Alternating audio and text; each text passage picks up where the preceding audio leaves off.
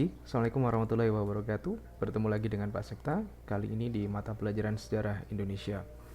Kita sampai di pertemuan yang ketiga. Pertemuan yang ketiga kali ini kita akan membahas tentang pemerintahan Republik Batak. Bagaimana asal-usul bisa dinamakan Republik Batak? Nah, seperti yang sudah kalian lihat, di situ ada gambar dengan latar belakang bertuliskan titik nol. Nah, ketika kita berbicara titik nol, maka di setiap wilayah pasti ada titik nol atau titik di mana pusat pembangunan itu dilaksanakan. Nah, pada gambar ini titik nol yang ada di gambar yang dimaksud adalah di Anyer. Jadi titik nol di sini adalah pusat pembangunan Jalan Raya Anyer Panarukan atau yang biasa dikenal dengan sebutan The Growth Post Walk atau Jalan Raya Pos atau Jalur Pantura. Nah, siapa yang mengilhami dibangunnya Jalan Raya Anyar Panarukan? Nah, kita lanjutkan ke slide berikutnya. Seperti biasa, ada tugas yang harus kalian kerjakan setelah menyimak dari tayangan video tersebut. Nah, ini adalah pemerintahan Dendels tahun 1808 sampai 1811. Dendels ini adalah seorang Belanda, ya, seorang Belanda yang dia itu merupakan orang kepercayaan atau tangan kanan dari tokoh yang terkenal yang berasal dari Prancis yang berhasil menguasai hampir 2/3 wilayah Eropa pada tahun tersebut. Siapa tokoh tersebut? Nah, tokoh tersebut adalah si Napoleon Bonaparte. Nah, Napoleon Bonaparte ini memberikan kepercayaan kepada Dendels untuk berkuasa di wilayah Hindia Belanda atau wilayah yang dikuasai oleh Belanda. Kenapa kok ada kasus seperti itu, Pak? Karena wilayah Belanda yang berada di Eropa itu berhasil dikuasai oleh Prancis atau berhasil dikuasai oleh Napoleon. Logika kita berarti wilayah jajahan yang ada di Hindia Belanda atau wilayah jajahan Belanda yang ada di Asia itu logika berarti tidak dijajah oleh Belanda, tetapi dijajah oleh Prancis. Ya, logikanya seperti itu. Kenapa kok seperti itu? Karena wilayah Prancis yang ada di Eropa sana itu dikuasai oleh wilayah Belanda yang ada di Eropa sana dikuasai oleh Prancis. Bagaimana rekam jejak Dendels? Seperti apa Dendels selama berkuasa di Nusantara? Silakan kalian simak tampilan video berikut.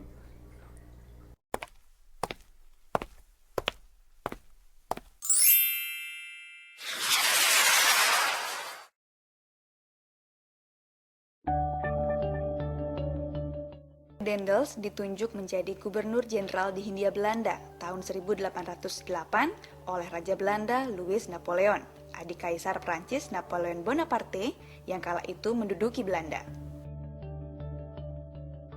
Dendels diberi mandat terutama untuk melindungi Pulau Jawa dari serangan tentara Inggris yang berada di India. Setelah melalui perjalanan yang panjang, Dendels tiba di Batavia pada 5 Januari 1808. Dendels melakukan berbagai perombakan besar-besaran. Tentara ditambah dari 3.000 menjadi 20.000 orang. Ia membangun rumah sakit dan tangsi-tangsi militer baru.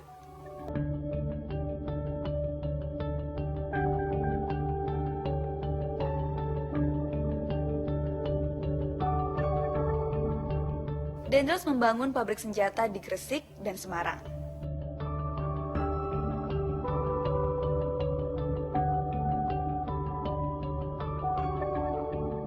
Membangun pangkalan angkatan laut di ujung Kulon dan Surabaya.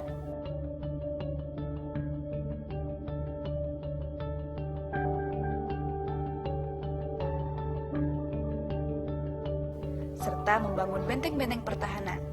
Antara lain benteng di Mr. Cornelis yang sekarang dikenal sebagai Jatinegara dan di Surabaya dibangunnya benteng Lodwijk.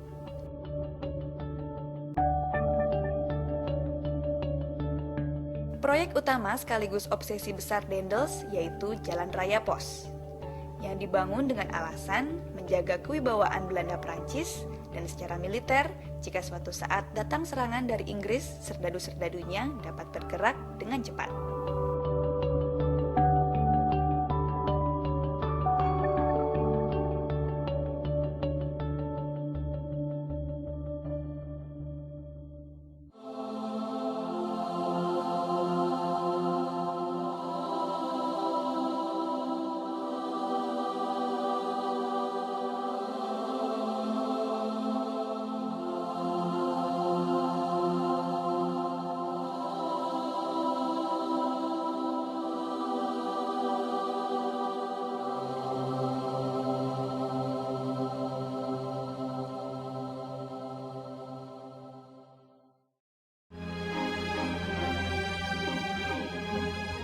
Pada 1809, pembangunan Jalan Anyer Panarukan atau Jalan Raya Pos atau Jalan Daendels rampung. Jalan ini memiliki panjang 1000 km. Namun, kesuksesan Daendels meninggalkan luka mendalam bagi penduduk pribumi. Dalam membuat Jalan Anyer Panarukan, tak jarang para pekerja rodi menembus jalan yang sulit, menerobos gunung-gunung tinggi, jurang, dan hutan belantara. Herman W. Daendels memerintahkan pembangunan Jalan Raya Pos lewat sistem penjatahan pada para bupati yang kabupatennya dilalui jalan ini. Bila tak dapat menyelesaikan jatah sesuai waktu yang ditentukan, penanggung jawab teknis pengerahan rodi ini akan bergantung sampai mati. Di Grobogan, warga pribumi yang tewas diperkirakan mencapai 3.000 orang. Tak terhitung lagi jumlah rakyat yang mati lantaran kelaparan, karena penyakit malaria, dan kelelahan hebat. Di sepanjang Jalan Anyer Panarukan ini, sesungguhnya terdapat kuburan massal terluas di Pulau Jawa, bahkan Indonesia. Kendati telah banyak warga yang meninggal, namun Daendels tetap meneruskan proyek ini.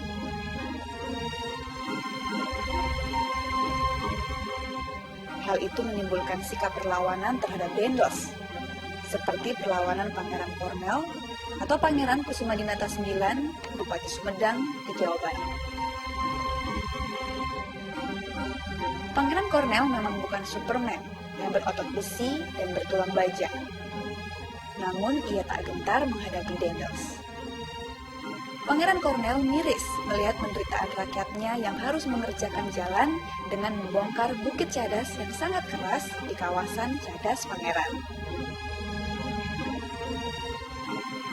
Penduduk Sumedang melakukan perlawanan ini didukung oleh bupati mereka.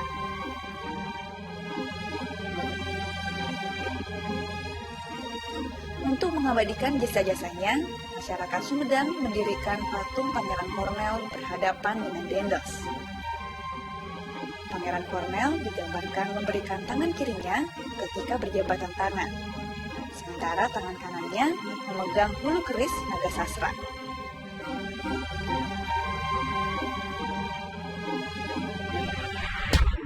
Terhadap raja-raja di Jawa, Daendels pun bertindak keras, sehingga mereka menyimpan dendam kepadanya. Ketika pasukan Inggris datang, mereka bersama-sama mengkhianati Daendels.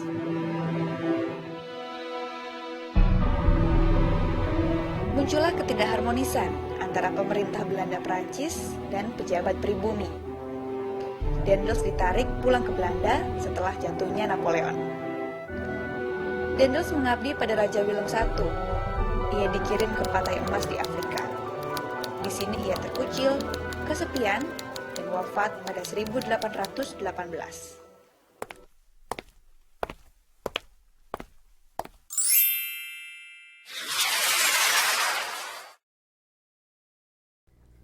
Bagaimana video yang sudah Pak Septa tampilkan? Apakah informasi tersebut berharga bagi kalian? Ada hal-hal baru yang perlu kalian ketahui?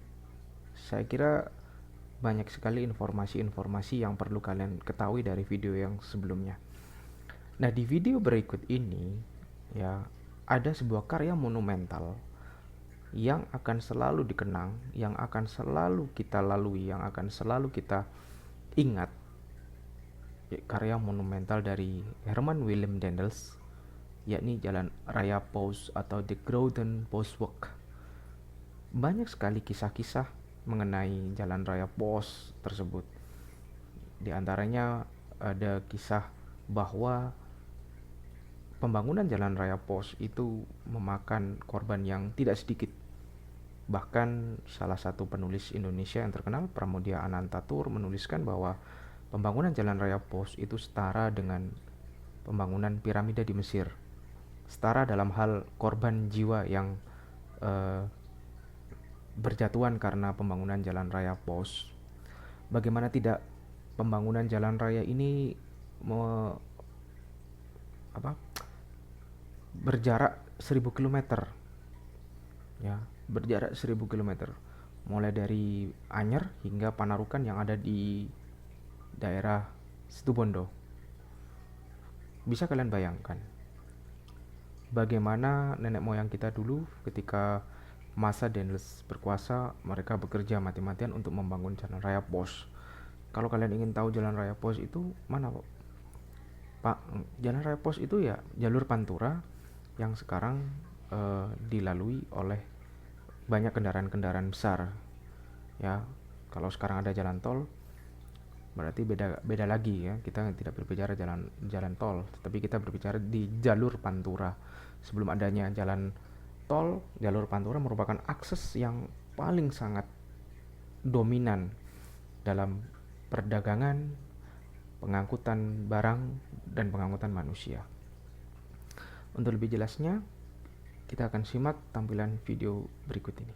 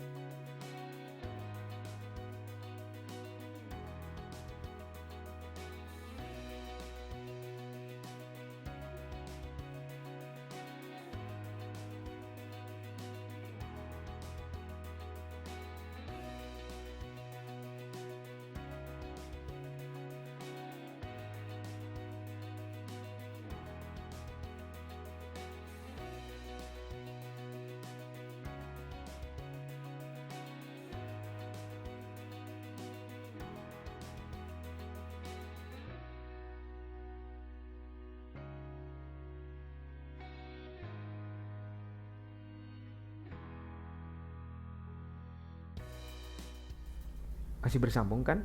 Nah, kalian lihat ini ada gambar Pulau Jawa di mana ini adalah the Growth Postwork atau istilahnya adalah jalan raya pos atau jalur pantura atau Pramudia Anantatur menyebutnya sebagai jalan darah. Kenapa kok disebut sebagai jalan darah? Karena pada masa pembangunan jalan raya pos ini banyak sekali ya korban-korban yang berjatuhan diakibatkan oleh dari pembangunan jalan raya pos ini. Makanya Pramudia menyamakan bahwa pembangunan jalan raya pos ini hampir sama dengan pembangunan piramida di Mesir. Karena hampir setiap wilayah, mulai dari Anyer, Banten, kemudian ada Batavia, kemudian ada Buitenzorg atau Bogor, kemudian ada Cianjur, Bandung, hingga sampai Panarukan, itu korban yang berjatuhan tidak sedikit, ratusan bahkan ribuan. Seperti apa ceritanya? Kita lanjutkan dari video yang sudah kalian tonton tadi.